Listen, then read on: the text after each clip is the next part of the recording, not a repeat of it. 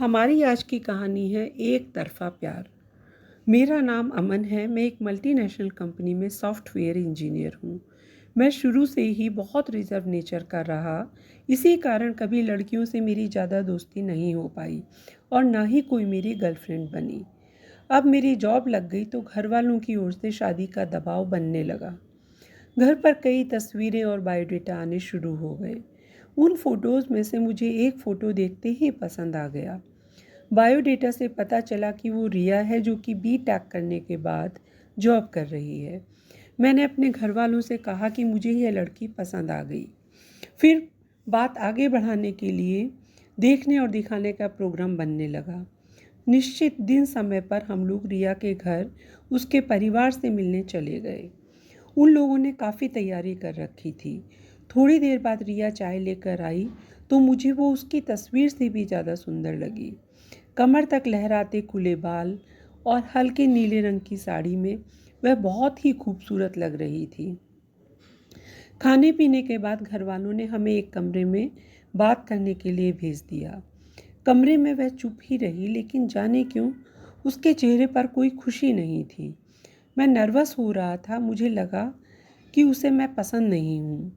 फिर मैंने ही बातों का सिरा पकड़ते हुए कहा कि आप क्या करती हैं? उसने मेरी तरफ घूर कर देखा और कहा कि आपने बायोडेटा देखा नहीं तो मंगाया क्यों था? उसकी बात सुनकर मुझे लगा कि उसे मुझ में कोई इंटरेस्ट नहीं है।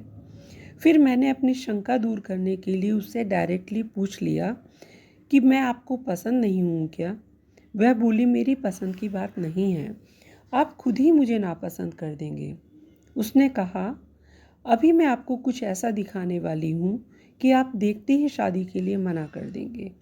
आपसे पहले भी 2 लोगों ने ऐसा ही किया था। यह कहते हुए खुले बाल जो पीछे थे उन्हें आगे कर दिया। इतने में ही कमरे के बाहर से आवाज़ आ गई। उसकी माँ भी शायद हमारी बातें सुन रही थी। उन्हें भी पता था कि वह लड़के के साथ ऐसी ही कुछ बातें करती है जो नहीं करनी चाहिए। उसकी मम्मी ने कहा, चलिए बाहर, सब आपका इंतज़ार कर रहे हैं। रिया की मम्मी की बात सुनकर मैं फ़ौरन बाहर आ गया। दूसरे कमरे में मेरी माँ और पिताजी बैठे थे। उन्हें भी रिया बहू के रूप में पसंद आ गई थी। वो दोनों भी मेरी शादी के सपने देख रहे थे, इसलिए जल्दी से मेरी हाँ सुनना चाहते थे। मेरे आते ही मेरी माँ ने मुझे अलग ले जाकर पूछा कि तुझे लड़की पसंद आई क्या? उनका अति उत्साह देखकर मैं मना नहीं कर पाया, लेकिन एक बात मुझे खटक रही थी। आखिर वह क्या बताने वाली थी? उसकी मम्मी जिस तरह से जल्दी से कमरे में आई, मुझे बाहर ले गई, लगा जैसे वह हमारी बातें सुन रही थी। अपने मन की शंका अपने पेरेंट्स को मैंने नहीं बताई, क्योंकि रिया मुझे पसंद आ गई थी और मैं चाहता था कि अपने लेवल पर मैं इस प्रॉब्लम को सॉल्व कर लूँ। मैंने शादी के लिए हाँ कर दी।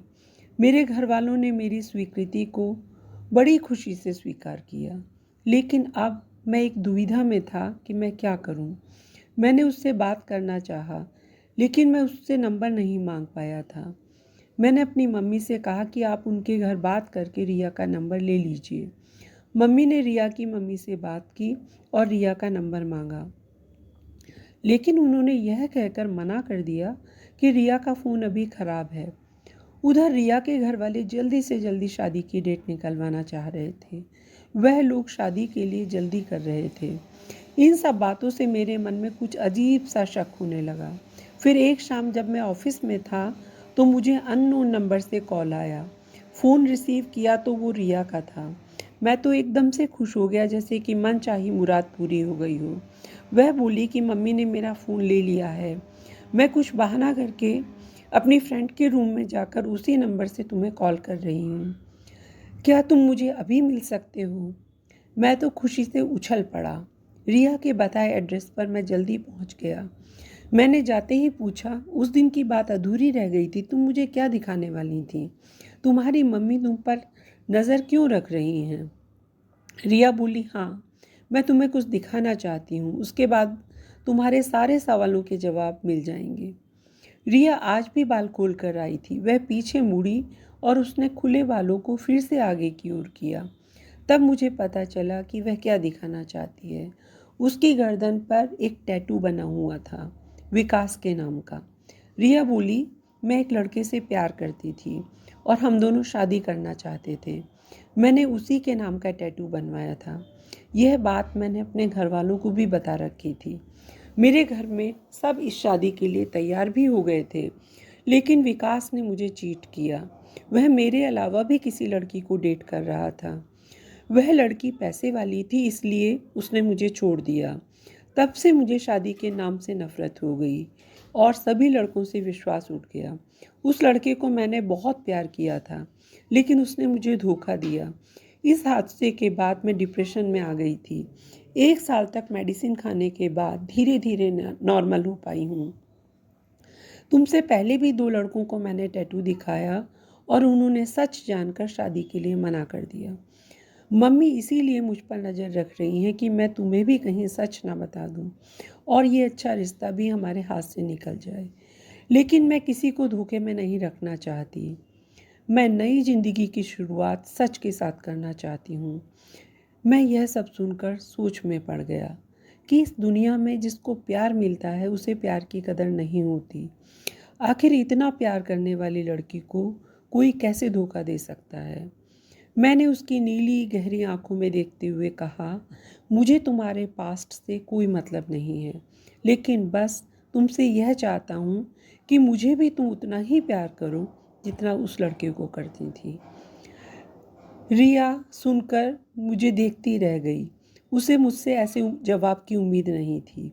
उसे लगा था कि मैं शादी के लिए मना कर दूंगा। मेरी बात सुनकर उसके इतने दिनों से दबाए हुए आंसू बहने लगे। मैंने उसके हाथ अपने हाथों में लेकर उसे ढांढस बंधाया। फिर खुशी खुशी मेरी शादी रिया से हो गई। आज मेरी शादी की 5वीं सालगिरह है। मैं अपने आप को बहुत खुशकिस्मत मानता हूँ कि मुझे रिया जैसी सच्ची और प्यार करने वाली लाइफ पार्टनर मिली है। वीडियो को लाइक और चैनल को सब्सक्राइब करें। धन्यवाद।